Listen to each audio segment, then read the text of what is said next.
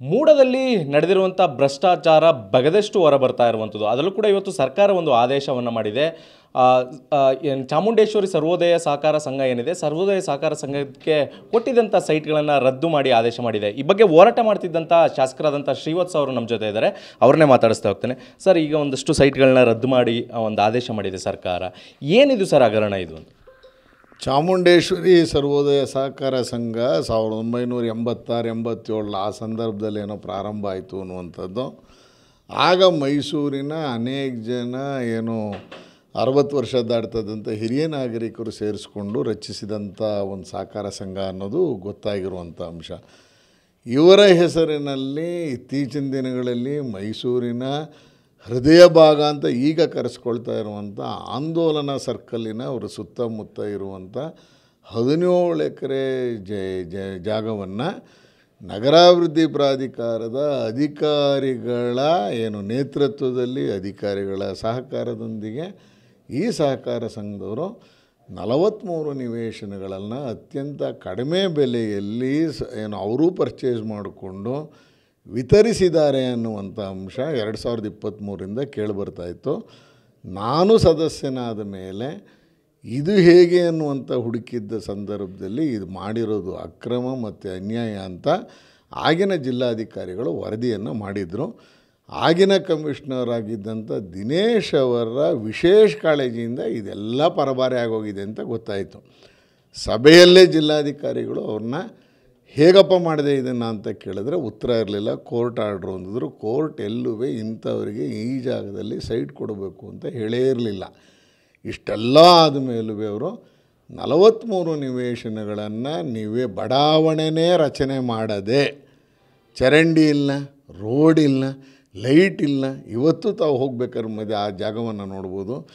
ಏನಂದರೆ ಏನೂ ಮಾಡದೆ ಅವರು ಇದನ್ನು ವಿಲೇವಾರಿ ಮಾಡಿದರು. ಸುಮಾರು 143 ಜನ ಸದಸ್ಯರನ್ನು ಹಿಡ್ಕೊಂಡು ವಿತರಣೆ ಮಾಡಬೇಕು ಅಂತ ಇವತ್ತು ಒಂದು ಸೈಟಿನ 30-40 ಸೈಟಿನ ಬೆಲೆ 80 ಲಕ್ಷ ಇದೆ.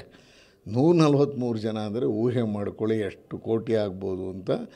ಅಷ್ಟು ನಿವೇಶನವನ್ನು ಹೊಡೆಯುವಂಥ ದುರ್ಬಳಕೆ, ಭ್ರಷ್ಟಾಚಾರ ಎಲ್ಲವೂ ಇದರಲ್ಲಿ ಅಡಗಿದೆ.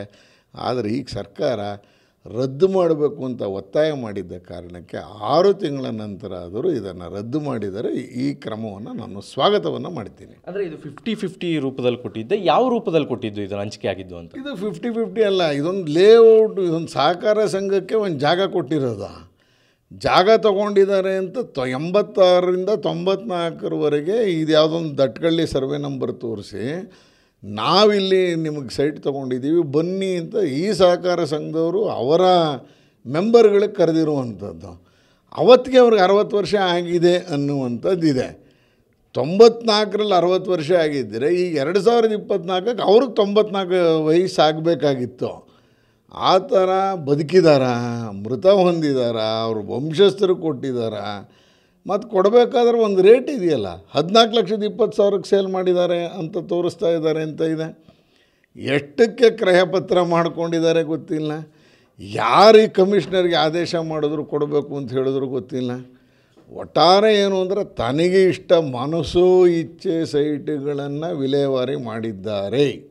ಅದರಲ್ಲೂ ಈ ಸಹಕಾರ ಸಂಘದ ಜಾಗ ಪ್ರೈಮ್ ಲೊಕ್ಯಾಲಿಟಿಲಿದೆ. ಹೆಚ್ಚು ಕಡಿಮೆ 80 ಲಕ್ಷ ರೂಪಾಯಿ ಒಂದು ಸೈಟಿಗೆ ಬೆಲೆ ಬಾಳುತ್ತೆ. ಈ ವಿಷಯವನ್ನು ಪ್ರಾಧಿಕಾರದಲ್ಲಿ ನಾವು ಒತ್ತಾಯ ಮಾಡಿದ್ದಕ್ಕೆ ಸರ್ಕಾರ ಇವತ್ತು ಅದನ್ನು ರದ್ದುಪಡಿಸುವಂಥ ಒಂದು ನಿರ್ಣಯವನ್ನು ಕೈಗೊಂಡಿದೆ. ಒಂದನ್ನು ಸ್ವಾಗತ ಮಾಡ್ತೀನಿ. ಅಟ್ ದ ಸೇಮ್ ಟೈಮ್ ನಾಳೆ ಬೆಳಿಗ್ಗೆನೇ ಮೂಡಾದವರು ಆ ಜಾಗಕ್ಕೆ ಫೆನ್ಸಿಂಗ್ ಹಾಕೋಬೇಕು. ಆ ಜಾಗದಲ್ಲಿ ಅವ್ರಿಗೆ ಜಾಗವನ್ನು ನಕ್ಷೆಯನ್ನು ಗುರುತಿಸ್ಕೊಂಡು ಆ ಜಾಗಕ್ಕೆ ಕಾಂಪೌಂಡ್ ಹಾಕಿ ಇದು ಮೂಡಾದ ಆಸ್ತಿ ಅಂತ ಮಾಡಬೇಕು. ಇಷ್ಟೆಲ್ಲ ರದ್ದು ಮಾಡಿದ ಸರ್ಕಾರ. ಅದನ್ನು ಮಾಡಿದಂಥ ಕಮಿಷನರ್ ಮೇಲೆ ಇವತ್ತಿನವ್ರಿಗೆ ಆ್ಯಕ್ಷನ್ ತೊಗೊಂಡಿಲ್ವಲ್ಲ, ಇವತ್ತು ತೊಗೊಂಡಿಲ್ವಲ್ಲ. ಹಂಗಾರೆ ಏನು ಸರ್ಕಾರಕ್ಕಿಂತ ಕಮಿಷನರ್ ಬಲಿಷ್ಠ ಅನ್ನೋದನ್ನು ಪದೇ ಪದೇ ಪದೇ ಪ್ರೂವ್ ಮಾಡ್ತಾ ಇದ್ದಾರೆ. ಇಷ್ಟಾದರೂ ಸರ್ಕಾರ ಯಾಕೋ ಎಚ್ಚೆತ್ಕೊಂಡಿಲ್ಲ. ಆದರೆ ಒಂದು ನಿರ್ಣಯವನ್ನು ಸ್ವಾಗತ ಮಾಡ್ತೀನಿ. ಸರ್ಕಾರ ನಮ್ಮ ಒತ್ತಾಯಕ್ಕೆ ಮಣಿದಿದೆ.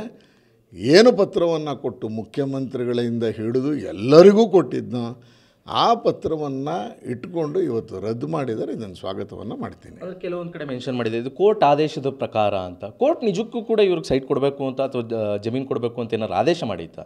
ಆ ಥರ ಆದೇಶ ಮಾಡಿಲ್ಲ. ಕೋರ್ಟ್ ಏನು ಹೇಳಿದೆ, ಮಾನವೀಯತೆ ದೃಷ್ಟಿಯಿಂದ ಈ ಅರ್ಜಿದಾರರ ಮನವಿಯನ್ನು ಪುರಸ್ಕರಿಸಿ ಸರ್ಕಾರದೊಂದಿಗೆ ಮಾತಾಡಿ ಅಂತ ಕೊಟ್ಟಿದ್ದಾರೆ. ಪುರಸ್ಕರಿಸಿದ್ದನ್ನೇ ಸೈಟ್ ಕೊಡಿ ಅಂತ ಅನ್ಕೊಂಡ್ಬಿಟ್ಟು ನನ್ನ ಇಚ್ಛೆ ಬಂದಂಗೆ ಕೊಡ್ತೀನಿ ಅಂದರೆ ಅದನ್ನೇ ಕೋರ್ಟ್ ಮಾಡಿದ್ದಾರೆ. ಸರ್ಕಾರದ ಕೋರ್ಟ್ ಆದೇಶ ಇದೆ ಅಂತ. ಕೋರ್ಟ್ ಆದೇಶ ಎಲ್ಲೂ ಹೇಳಿಲ್ಲ ಇವ್ರಿಗೆ ಈ ಜಾಗದಲ್ಲಿ ಸೈಟ್ ಕೊಡಬೇಕು, ನೀನು 15 ದಿವಸದಲ್ಲಿ ಕೊಡಬೇಕು, ಎಲ್ಲೂ ಹೇಳಿಲ್ಲ. ಆಗಿನ ಕಮಿಷ್ನರು, ಆಗಿನ ಏನು ನಗರಾಭಿವೃದ್ಧಿ ಪ್ರಾಧಿಕಾರದ ವಕೀಲರಾಗಿದ್ದವರು ಸರಿಯಾಗಿ ಇದನ್ನು ವಾದವನ್ನು ಮಾಡಿಲ್ಲ ಅಂತ ಹೇಳಿ ಹಿಂದಿನ ಡಿ ಸಿನೇ ರಿಪೋರ್ಟ್ ಹಾಕಿದ್ದನು. ಆ ಎಲ್ಲದರ ಮೇಲೆ ಇವತ್ತು ಕ್ರಮ ಆಗಿದೆ. ಹಾಗಾಗಿ ನನಗೇನು ಸಂತೋಷ ಆಗ್ತಿದೆ ಅಂದರೆ ಮೈಸೂರು ನಗರಾಭಿವೃದ್ಧಿ ಪ್ರಾಧಿಕಾರಕ್ಕೆ ಅದರದೇ ಆದಂಥ ಆಸ್ತಿ 400 ಕೋಟಿ ರೂಪಾಯಿ ವಾಪಸ್ ಬಂದಿದೆ. ಅದು ನಮ್ಮೆಲ್ಲರಿಗೂ ಸಂತೋಷವನ್ನು ಕೊಡ್ತಾ ಇದೆ. ಸುಮಾರು 400 ಕೋಟಿ ರೂಪಾಯಿ ಮೌಲ್ಯದ ಆಸ್ತಿ ಅಂತ ಹೇಳ್ತಾ ಇದ್ದಾರೆ. ಈ ಸಂಘದಲ್ಲಿದ್ದ ಸದಸ್ಯರಿಗಾದರೂ ಗೊತ್ತಿದೆಯಾ ಇದು ಅವ್ರ ಹೆಸರಿಗೆ ಖಾತೆ ಆಗಿದೆ ಅನ್ನುವಂಥದ್ದು ಏನಾದರೂ? ಏನು ಅನ್ನೋದೇ ಗೊತ್ತಾಗಿಲ್ಲ. ಅಷ್ಟು ಗೌಪ್ಯ ಕಾಪಾಡಿದ್ದಾರೆ. 43 ಜನ ಯಾರು, ಅವ್ರು ಯಾರು ರಿಜಿಸ್ಟ್ರ್ ಮಾಡಿಕೊಟ್ಟಿದ ಮೇಲೆ ಅವ್ರು ಯಾರು ನಮ್ಮ ಹತ್ರನೂ ಏನು ಬಂದಿಲ್ಲ ನಮ್ಮ ಜಾಗ ಇದೆ ಅಂತ. ಅದೇನು ಅವರೇ ಅದೇ ಸದಸ್ಯರ ಅಲ್ಲೀಗ ಏನು ಚಾಮುಂಡೇಶ್ವರಿ ಸರ್ವೋದಯ ಸಂಘದ ಸದಸ್ಯರ ಗೊತ್ತಿಲ್ಲ ನಮಗೆ. ಆದರೆ ಪ್ರಾಧಿಕಾರದ ಆಸ್ತಿ ಪ್ರಾಧಿಕಾರಕ್ಕೆ ಉಳಿಬೇಕು, ಅದಷ್ಟೇ ನಮಗೆ ಬೇಕಾಗಿದ್ದು. ಆ ಹಿನ್ನೆಲೆಯಲ್ಲಿ ಈಗ ಏನಂದರೆ ಏನು ಡೆವಲಪ್ ಆಗದ ಜಾಗವನ್ನೇ ರಿಜಿಸ್ಟ್ರ್ ಮಾಡಿಕೊಟ್ಟಂಥ ಕಮಿಷನರ್ ವಿರುದ್ಧ ಕ್ರಮಕ್ಕೆ ನಾನು ಮತ್ತೊಮ್ಮೆ ಒತ್ತಾಯಿಸ್ತಾ ಇದ್ದೀನಿ. ಇವಿಷ್ಟು ಶಾಸಕರಾದ ಶ್ರೀವತ್ಸ ಅವರ ಮಾತುಗಳಾಗಿರುವಂಥದ್ದು. ಕ್ಯಾಮ್ರಾ ಪರ್ಸನ್ ರಘು ಜೊತೆ ದಿಲೀಪ್ ಚೌಡಳ್ಳಿ, TV9 ಮೈಸೂರು.